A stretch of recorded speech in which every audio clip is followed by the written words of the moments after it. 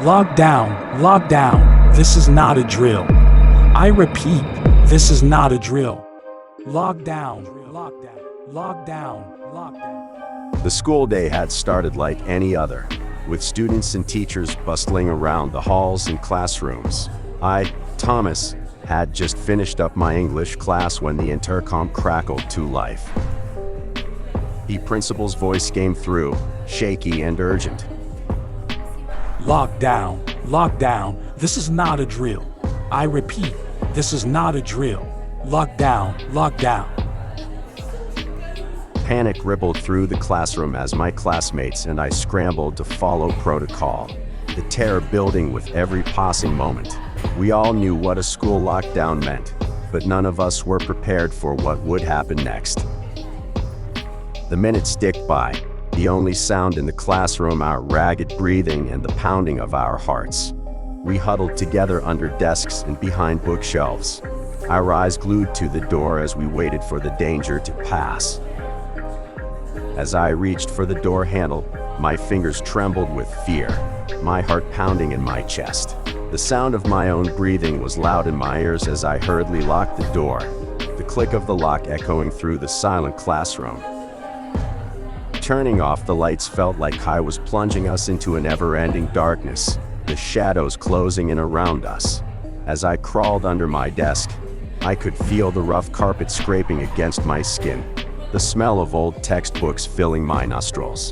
The fear was palpable, thick in the air like a suffocating fog. It felt like time was crawling by, every second an eternity as we waited in silence, listening for any sound that might signal the intruder's approach.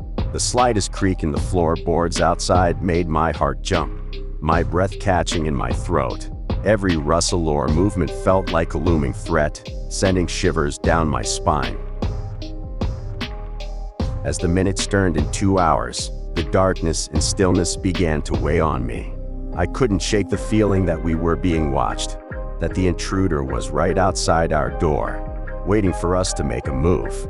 The fear and uncertainty made my stomach churn, my mouth dry with dread. I tried to control my breathing, to stay calm, but the panic was overwhelming. It felt like we were trapped, helpless and vulnerable, at the mercy of an unknown danger. I couldn't shake the feeling that we were being watched, that someone was out there looking for us. As time dragged on, I couldn't help but think about the people around me. There was Emily, the shy girl in my math class who always sat in the back. She never spoke much, but I could tell she was scared out of her mind. Then there was Jack, the cocky football player who always seemed to have something to say. He was trying to keep us all calm, but I could see the fear in his eyes too. The setting around us only added to the sense of dread. The dim lighting and the sound of our own breathing were the only things we could hear. The halls, once bustling with life, now felt empty and haunted. As we huddled together in our classroom, I couldn't help but think about how vulnerable we all were. We were at the mercy of whoever was out there, and it felt like we were never going to make it out alive. Hours went by, and the tension only grew. As we heard the sound of footsteps outside our door, I thought it was all over. But then, we heard a voice we recognized. The voice was that of one of our classmates, Jake, and it immediately raised a red flag. Jake had always been a troublemaker, getting into fights and causing disruptions in class. I couldn't help but wonder if he was involved in the lockdown somehow. My classmates and I exchanged nervous glances, unsure of what to do. On one hand, we were relieved that it wasn't the intruder outside our door. But on the other hand, having Jake involved only added to the conflict and tension. As the minutes ticked by, we heard Jake whispering urgently to someone outside the door, his voice low and urgent. We couldn't make out what he was saying, but the tone was enough to make us all uneasy. I strained to hear what Jake was saying, but his words were muffled by the thick door. All I could make out were occasional phrases. "Don't come in here. We're not giving up. You can't scare us."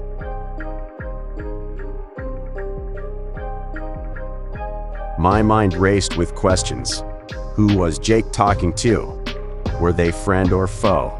And what did he mean by "you can't scare us"? As the minutes dragged on, the tension in the room became almost unbearable.